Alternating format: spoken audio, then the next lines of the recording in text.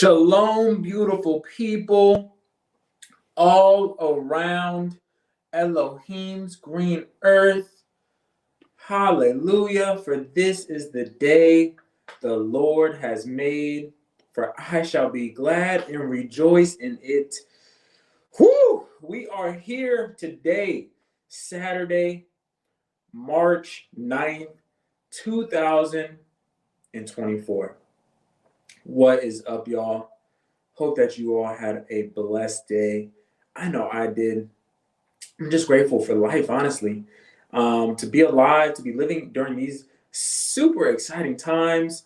And I just thank the Most High for giving me a desire to, learn about finance and world economics and really just being able to share all that I know.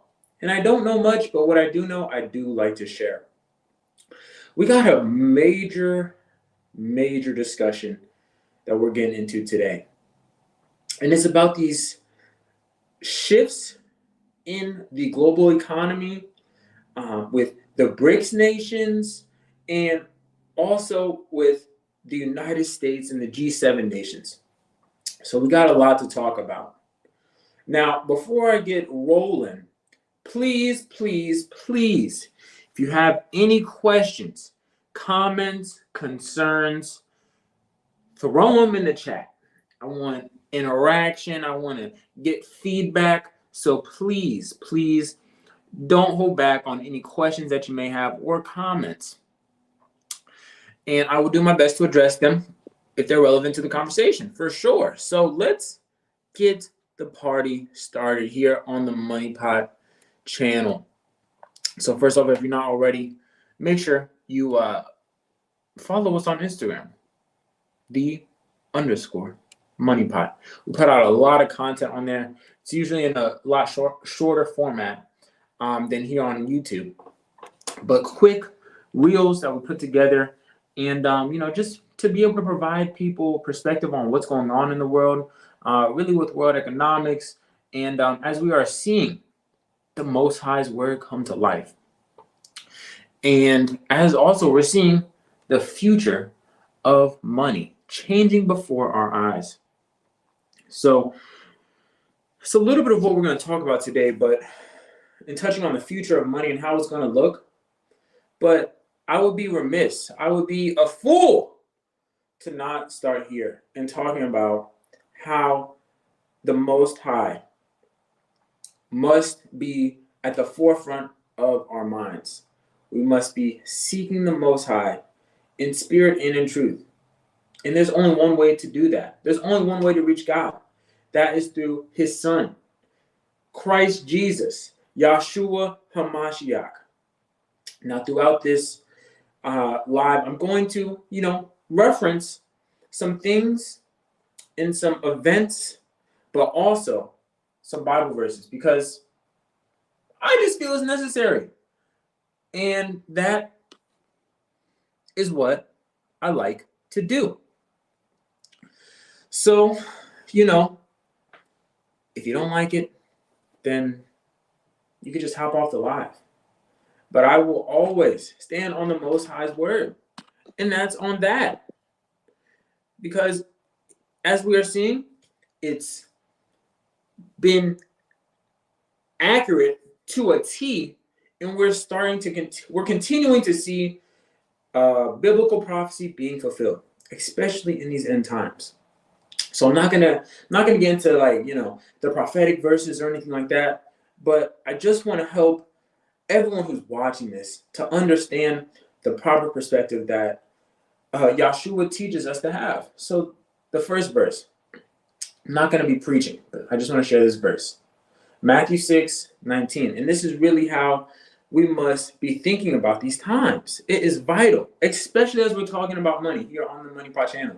Yes, we talk about money. Yes, we talk about wealth and assets, but none of that really matters. What truly matters is storing up for ourselves treasures in heaven. What truly matters is making it to heaven. And that is what we must do. So we got here Matthew 6, verse 19 through 21.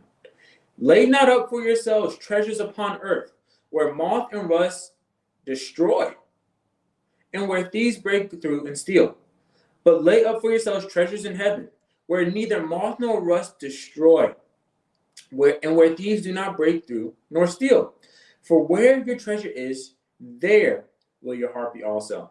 It's one of my favorite verses, coming from Matthew 6.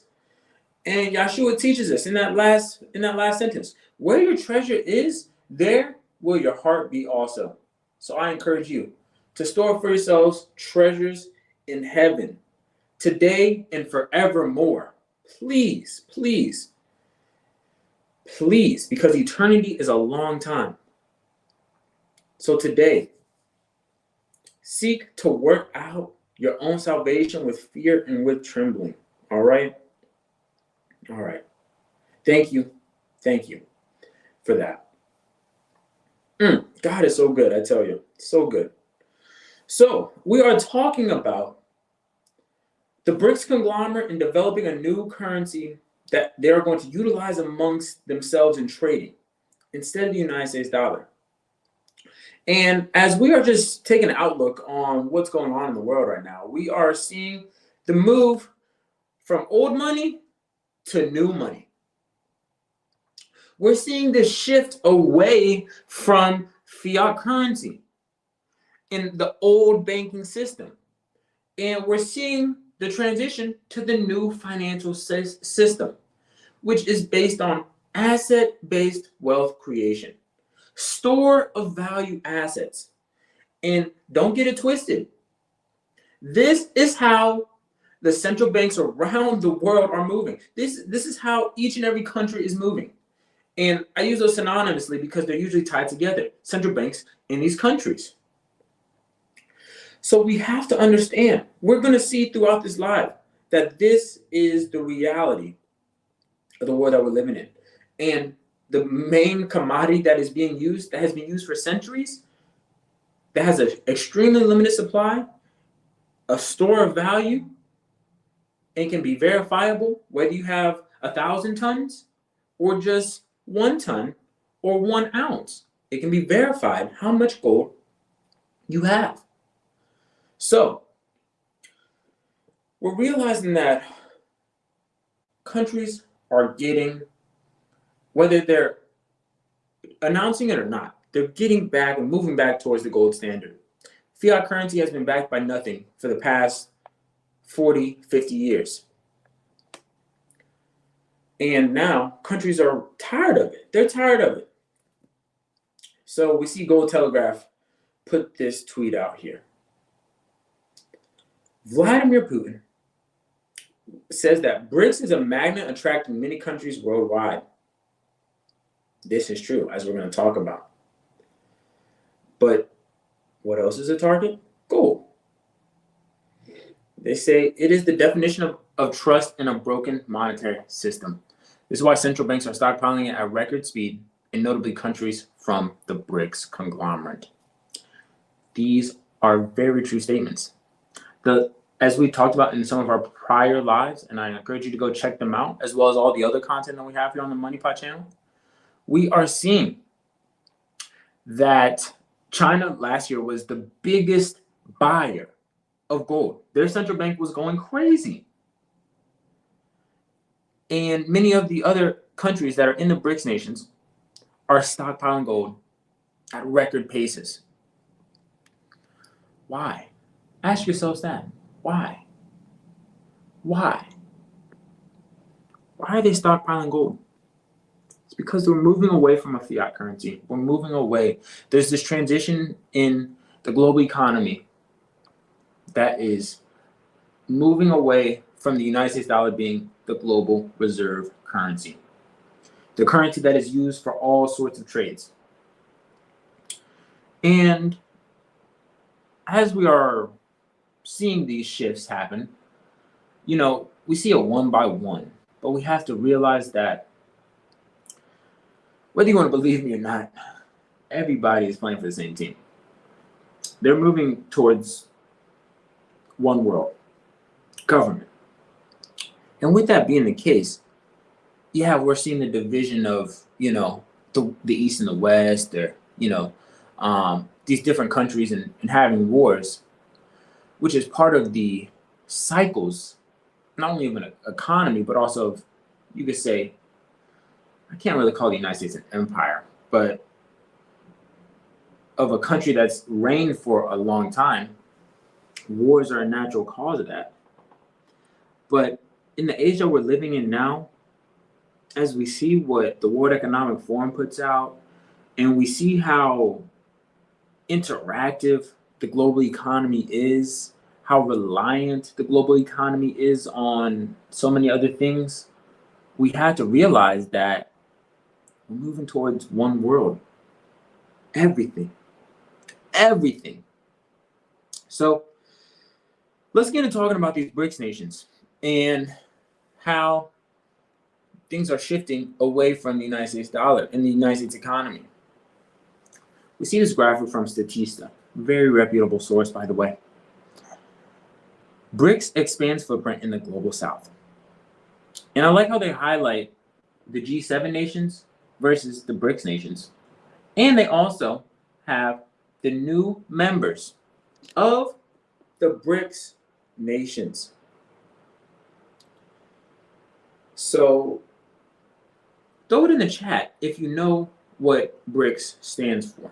Just throw a 1 in the chat if you know what BRICS stands for, please.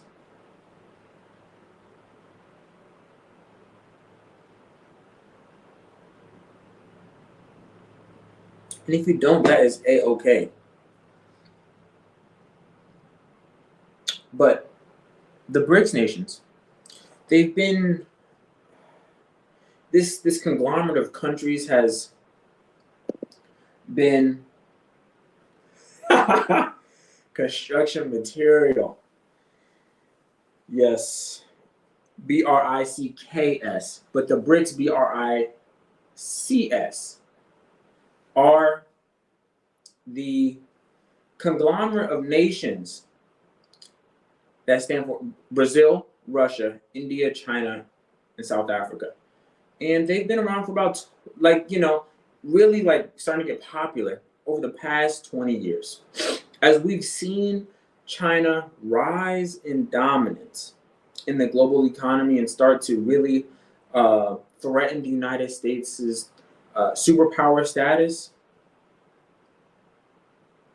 this conglomerate of countries, this bloc and trading of companies, is really starting to threaten the G7's power globally. And even this year, we see the BRICS nations getting new members. So I don't know if you guys can see on that map right there, those countries in the pink. Those countries are Saudi Arabia, Egypt, UAE, United Arab Emirates, Iran, and Ethiopia. These are countries that are going to be very important later on in our conversation as we start to talk about what is the biggest threat to the United States dollar. And that's what the BRICS countries are utilizing to weaken the United States dollar on a global scale. And I just got to make this note. All countries right now, post-COVID, are dealing with a decreased amount of GDP. Yes, they are. Gross domestic product. But I want you to see what's been happening over these past 20 years as we look at the BRICS nations versus the G7 nations.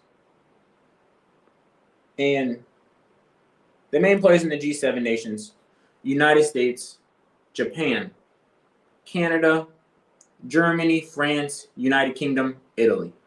Those are the main players. But let's take a look at this video real quick and just see how the BRICS has changed versus the G7 in regards to GDP of purchasing power parity. So we see in the 2000s, things are going okay for the G7 nations. They have a lot more output of GDP. But then we start to see that they're getting closer.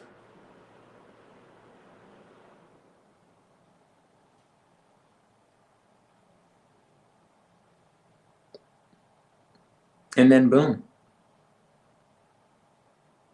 Looks like that was 2021. We see the GDP surpass the G7 countries. That is why we are seeing the supremacy of these G7 nations be threatened. That is also why we're seeing all these wars on various fronts, because the G7 nations are trying to hold on to their power that they have. And in my opinion, I think all this started, really back in what we're seeing today. It all started back in the 70s with us getting off the gold standard. But it really, really started in the time when we started shipping and moving all the manufacturing out of the United States and over to China. And United States companies started to outsource those costs towards the Asian countries. And with that, we started to see China's meteoric, crazy amount of global economic output. They started basically making everything. Everything you see was made in China. And that started increasing China's economy and their citizens' standard of living, of course, but also their ability to really threaten the United States' status as the superpower. Yes, the Clinton era. And what did China do with all this influx of money from these United States corporations? They started investing not only in China, but in other countries.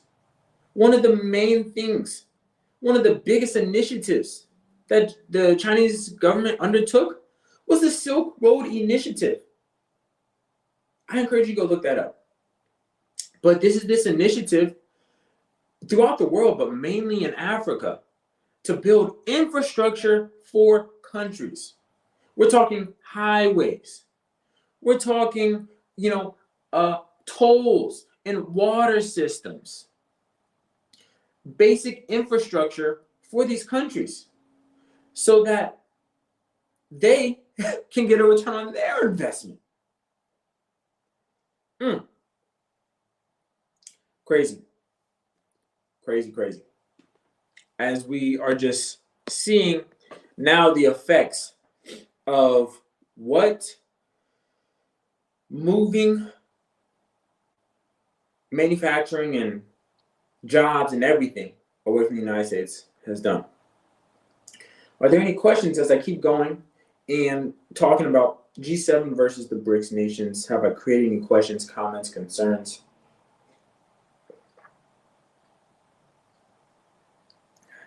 Had to drink my water. I talk a lot, and I'm trying to provide value in helping people understand what's going on in this global economy. But the BRICS nations are seriously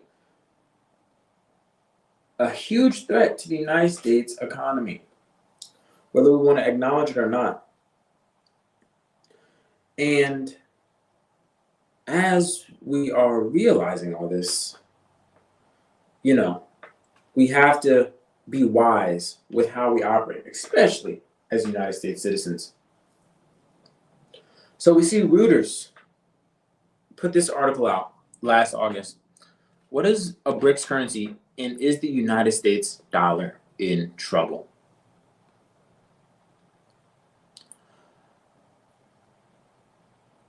We see here in the article, it says, all BRICS members countries have China as their main trading partner and little trade with each other. So That goes to show you how much of an effect, or how massive China is in this role of making the BRICS conglomerate just the largest trading bloc in our world. China is the main trading partner. Everybody trades with China. Shoot, the United States still even trades with China. But we see here, is the United States dollar in trouble? BRICS leaders have said that they want to use their national currencies more instead of the dollar, which strengthened sharply last year as Federal Reserve raised interest rates and Russia invaded Ukraine, making dollar debt and many imports more expensive. So we see BRICS leaders talking about how they want to utilize their own currencies instead of the dollar bill. Countries all around the world are wanting to ditch the United States dollar bill. And that is not good for those who are holders of the United States dollar bill and those who are having assets denominated in the United States dollar.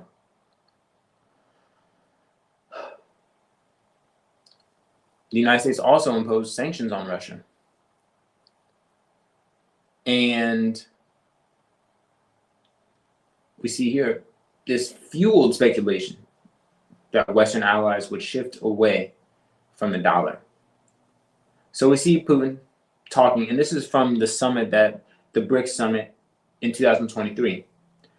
But the objective, irreversible process of de-dollarization of our economic ties is gaining momentum. It's a slow process. It's a slow burn, but it's starting to become more and more apparent that de-dollarization completely is going to be the reality. Now, the United States dollar still very much dominates global trade, and we're going to talk about why that is here in a second. But as we are seeing the United States overextend itself in various conflicts that it really has no business being in, it's making all the more countries want to get away from the United States dollar, especially when it comes to trading for their goods. And I firmly believe that this year's summit for the BRICS countries, they are going to talk about how and really build a framework on how to get off the United States dollar and how they can create either their own reserve currency or what it really looks like to trade in their own local currencies. So, very, very interesting. Very, very interesting. But now it's time to go to the Most High's word because, as we are seeing the United States dollar being in trouble, as we are seeing these wars and stuff, we can't be scared. We cannot be scared. Proverbs 3:25 and 26. Be not afraid of sudden fear, neither of the desolation of the wicked when it comes. For the Lord shall be thy confidence and shall keep thy foot from being taken. Let the Lord be your confidence. Seriously, especially in these crazy times, let the Lord be your confidence. Don't be scared. As we're hearing rumors of wars, as we're hearing about civil wars or just crazy things happening, do not be afraid. Trust in the Most High. Put your confidence in Him. He said He will never leave us nor forsake us.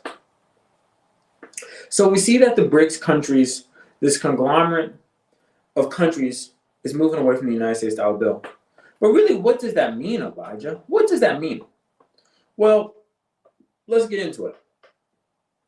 Because it really means that they're going to stop utilizing the United States dollar bill to trade goods. So, for example, let's say China is making laptops and South Africa wants to buy these laptops.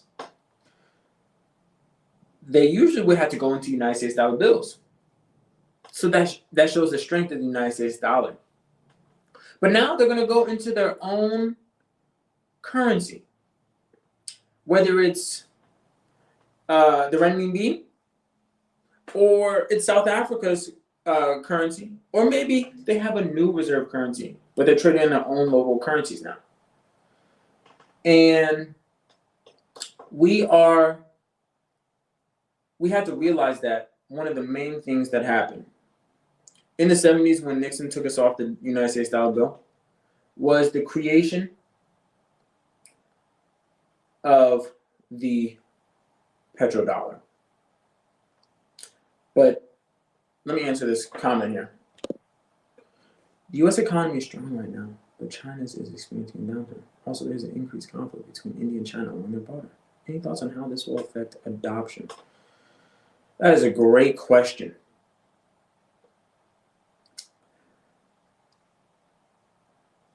Adoption, I guess, of their own currency, or just like adoption of what? Because I think that all countries right now are dealing with recession. They're all dealing with a decreased level of economic output since COVID. I would say that the United States economy is not strong right now. I really believe that it's being propped up by a fiscal policy that is putting out a lot more dollar bills in circulation and is basically propping up the economy. But influence move towards BRICS currency. Oh,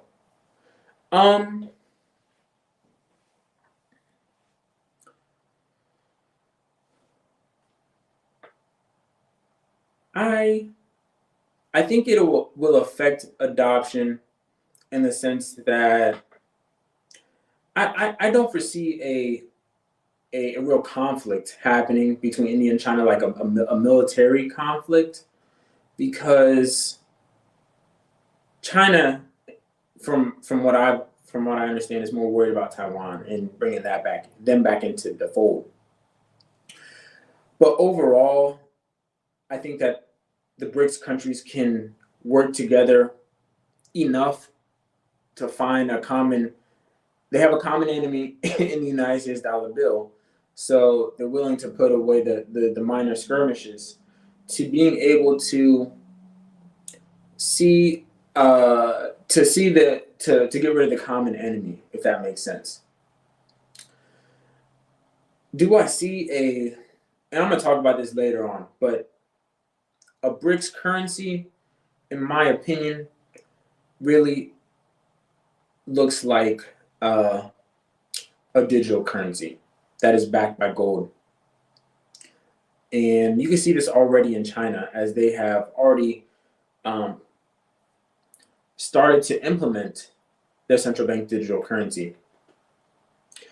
I think that each country would have their own central bank digital currency, but amongst the central banks, so China's central bank, Russia's central bank, and other central banks, they would trade amongst themselves with a certain digital currency, if that makes sense.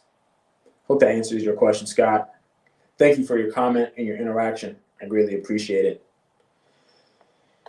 So back to the main commodity that is really keeping the dollar somewhat strong. That is the petrodollar. And the petrodollar is basically global oil sales paid in dollar bills.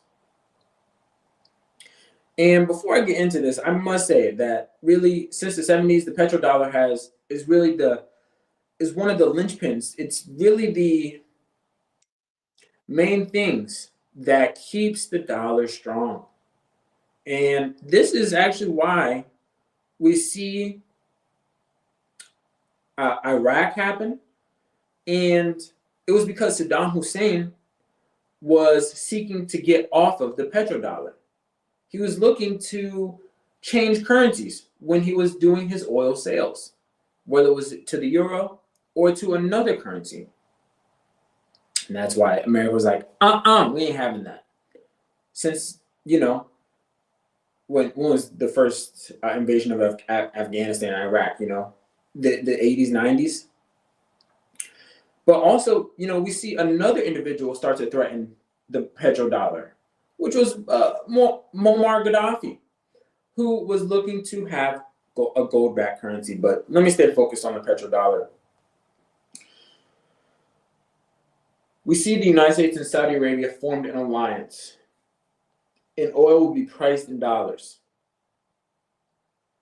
And in return, the United States government agreed for military protection for the Saudis. This, we see, the petrodollar system led to constant demand for U.S. dollars, which led to a high value versus other currencies. And first off, I can't take credit for this document. Clever Hummingbird, Molly Elmore put this together. She's on Twitter. Great resource. But it gives a great overview of the petrodollar and what it really means. So with the petrodollar, this also forced Russia to buy and sell oil in the United States dollars. And Russia does not like that. Not only recently, but also back in the day, during the Cold War. They really didn't like that. So what this did was really increase the strength in the value of United States dollar bills, because oil is used in dang near everything. It's in plastics. It's used to make engines run. So all sorts of travel, boats, planes. Oil is utilized in everything. It's such a valuable commodity. So that is why we see Alan Greenspan say here at the bottom, the Iraqi war was largely about oil.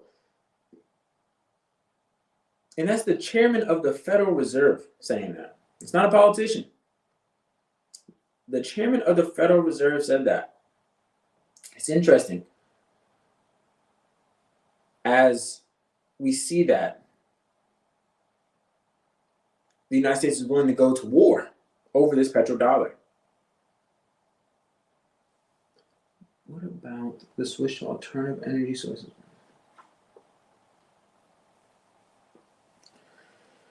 Yeah, I think that's a real thing. I was thinking about that earlier. That's likely one reason why not only we're seeing the petrodollar start to become extinct, but also it's how the United States can prepare for the petrodollar to become extinct by moving away from it and saying, well, frick it. We are going to just go to clean energy sources, hybrid vehicles, electric vehicles. But we see here the petrodollar is vital for the United States dollar bill. And think about when the petrodollar stops being in use. All of those dollar bills around the globe are going to come back to the United States, and they're not going to be valuable. That is when inflation is going to go through the roof.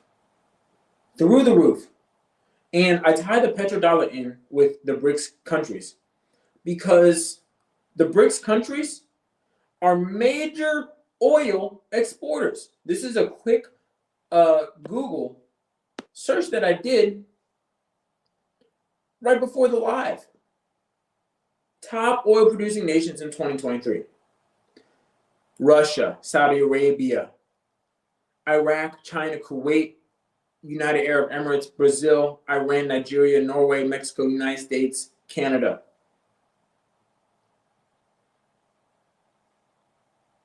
Who just got admitted to the BRICS conglomerate? Saudi Arabia. And who else? United Arab Emirates.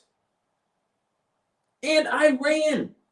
3 of the major oil producing nations were just included in the BRICS when they already had Russia and China and Brazil. This clearly shows that there's going to be a threat to the petrodollar, which is why the United States went to Iraq, to fight that war and other wars. So we're seeing all this going on and the petrodollars being threatened. See this article here. BRICS plus expansion is accelerating petrodollar collapse, ultimately leading to massive global dollar dump. Very interesting. I want to provide a couple of the quotes that this individual, who is, a lot more knowledgeable and also older than I am, and what he has to say about the petrodollar and it destabilizing the dollar. Andy Schectman, president and owner of Miles Franklin Precious Metals. All right, let's see what he has to say in this article. And if you'd like to go check out this article, all the links will be provided below in the description.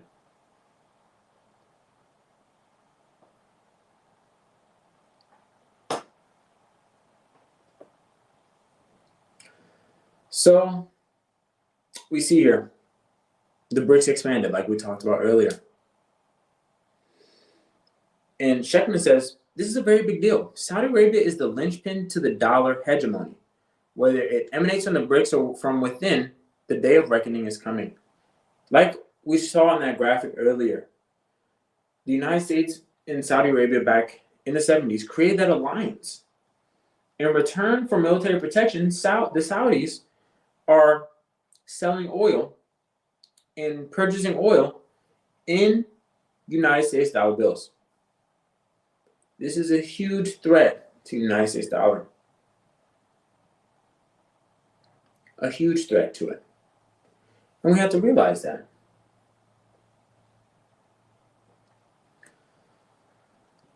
And then we see here, later on in the article, the UAE is the 7th largest producer of oil in the world. They are an OPEC and a BRICS member. What becomes even more provocative is the fact that Putin, who hasn't left his country but once or twice over the last few years because of the bounty on his head, just makes a very impromptu trip to the UAE. Now, what do you think he said? That's interesting. That's an interesting statement. The UAE is a major oil-producing country. Major. They're 7th in the world. Dadgummit. And I believe Saudi Arabia is in the top 5. So is Russia. So what does this mean? What does this mean? I'll show you what this means.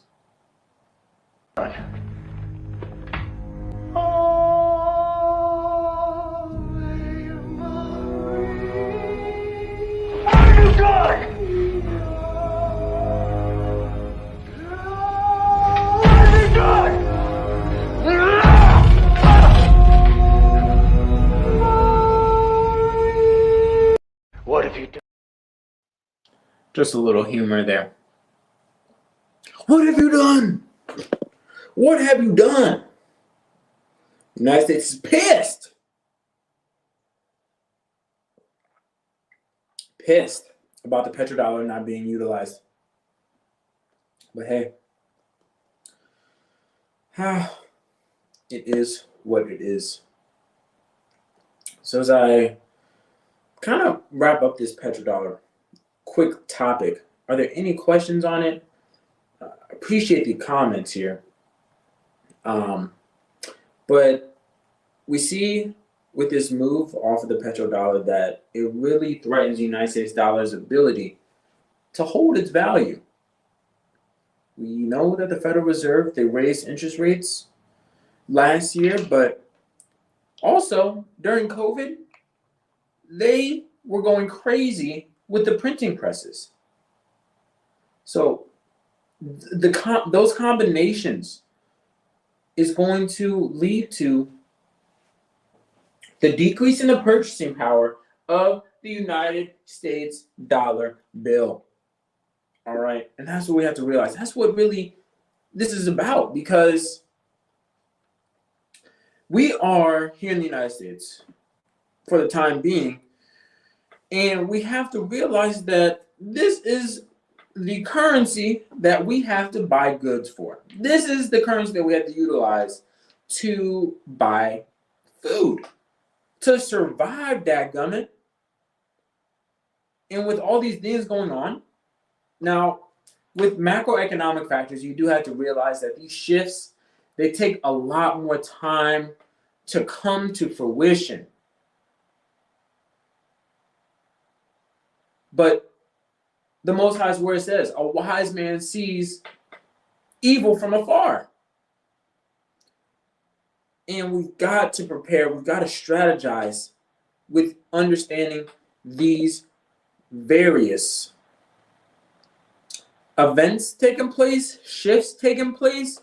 We must be cognizant of them, not to be fearful, but to utilize a sound mind in operating in our personal finances. Okay?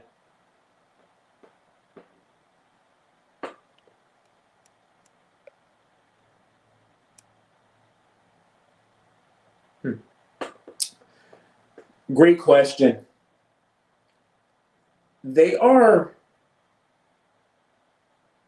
I think that they're losing influence because of their interactions geopolitically. I think that what the United States has done over the past 30 years, I guess 40, yeah, 30, I'll say 30 years, has in destabilizing the Middle East, has allowed for the United States to lose influence over Saudi Arabia. And in my opinion, why would I be better friends with someone who's farther away from me rather than someone who's close to me if I'm a country? The MBS Vision 2030. You know, there's this saying, out of chaos comes order. And I think that that's what has to happen. We know that that's how the Antichrist is going to come on the scene. He's going to be this bringer of peace in the world, supposedly. So as we're seeing these wars happen, as we're seeing these shifts happening away from everyone being happy and everyone being able to trade in just one currency, there's a chaos here as we're slowly starting to see a new reserve currency come in place.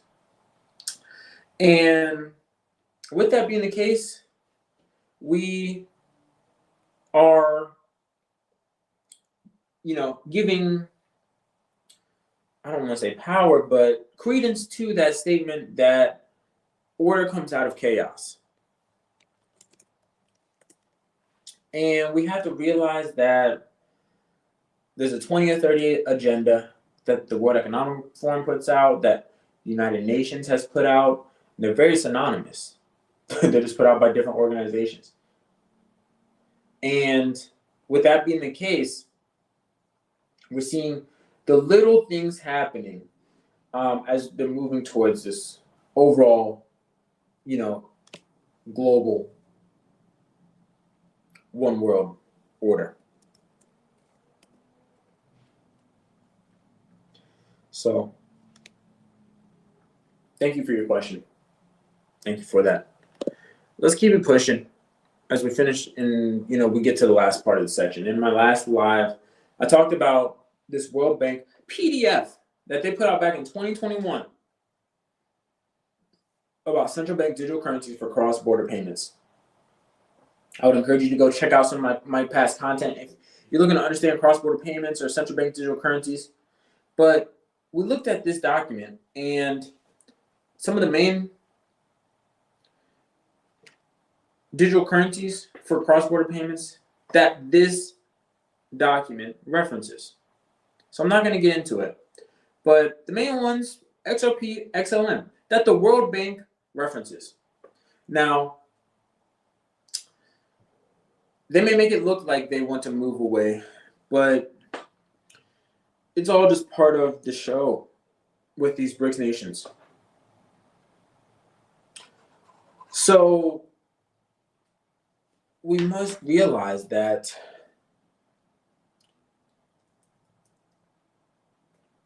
central bank digital currencies are going to be the future of finance, the future of cross-border payments happening, whether it's for economic goods and trade, or whether it is for settlements and payments by financial institutions. Digital currencies are going to be the reality of our future. And with that being the case, like, think about it right now. How much of our money is digital? We open up our apps on our phone and we see, oh, I have digital money on my app. That's digital money still. That's digital currency. You send people money via Zelle. That's digital money. Now, it's not blockchain based, but it's digital money. And banks and financial institutions around the world very much operate the same. They're just moving numbers around on the screen. I wish I just moved some numbers around on the screen back to my account. Bank error in my favor, all right? Can I get some love in the chat? Because we need some bank errors in our favor. Just throw a couple extra zeros in my account. If it's digital, frick. But yeah, so central bank digital currencies and cross-border payments, they're moving. They're moving towards really just overall blockchain-based payments. And I found this article, this juicy article by Ledger Insights. Finance ministers discuss BRICS bridge digital currency payments. This was about 2 weeks ago that this article came out. Y'all, let's look into it.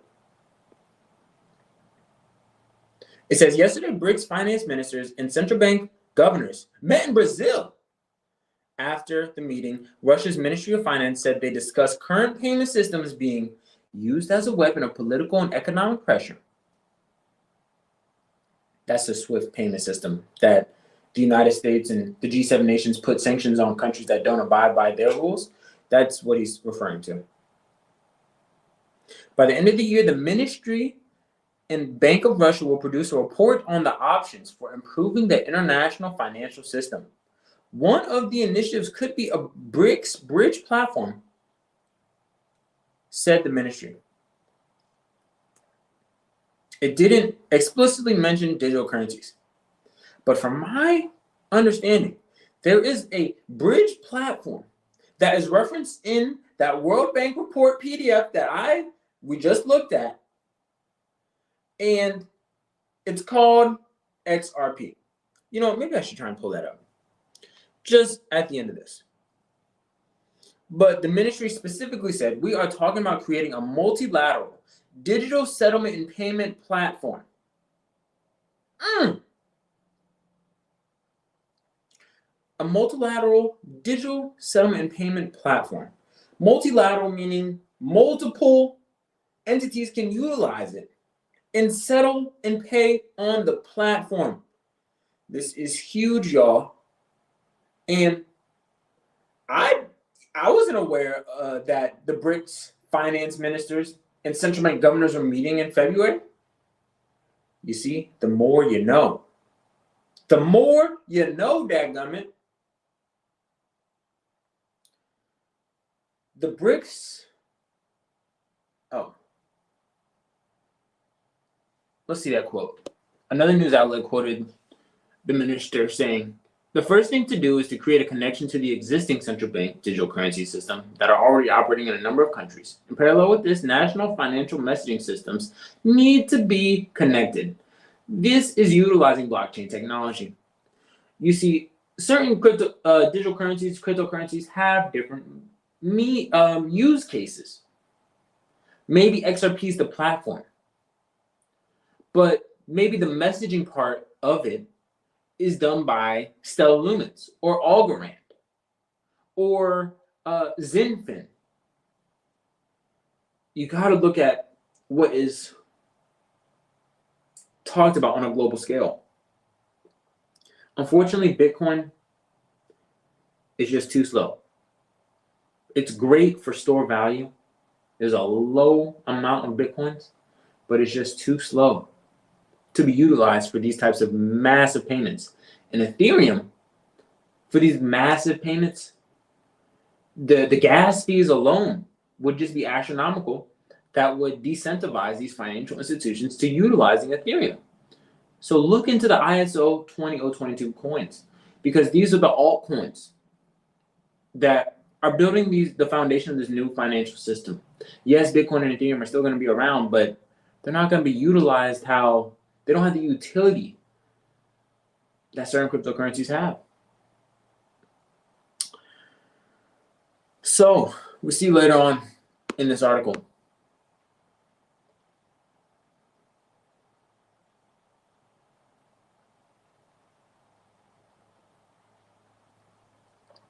that the BRICS bridge shares a similar name with mBridge, developed by 4 central banks, including members China and the UAE. Just think about it. Why wouldn't they start eventually utilizing the shared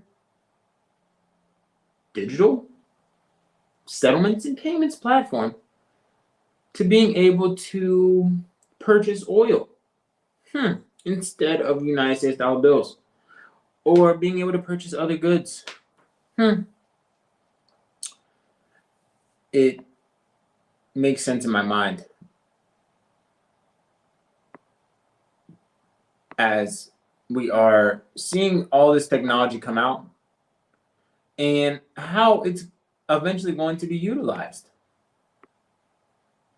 You know? So we just gotta be aware of what's going on. We see here, in regards to this conversation about digital currencies being utilized, this is just an idea of what it could look like. Could. All right. This wasn't published by anybody official, but this is just an idea of what the new financial system could be look like and how it ties to digital currencies, and also their relation to precious metals. That's why we talked about in the beginning gold and precious metals. But we see these various institutions around the world, the World Bank, World Economic Forum, the BIS, Bank of International Settlements, the International Monetary Fund, and the ISO 20022 SWIFT compliance messaging standards, all being utilized by stablecoins to being able to provide services for these global financial institutions. It's crazy. It's just, in my opinion, where the world is moving towards. And all of these